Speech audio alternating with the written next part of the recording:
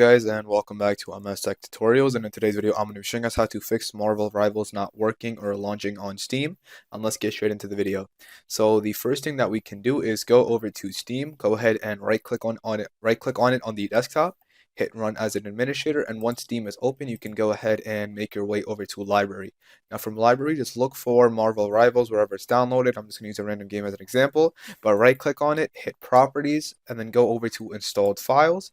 Now from installed files, go ahead and hit verify this application's files are installed correctly, and go ahead and hit verify integrity of game files or of software files. And once that's done, you can go ahead and exit out of Steam. You could go over to the top left, hit exit. And then once Steam is closed, you can go over to your PC. You can either restart your PC and you can check to see if that helps fix the issue. Another thing you guys can do is if you are on NVIDIA, go over to GeForce Experience and then go ahead and just update your drivers and then do whatever the equivalent of that is on AMD. And once you're done, you guys should be good to go and you're all set. So that is it for the video. Thank you guys for watching. Make sure to give the video a thumbs up, subscribe to the channel, and have a great day.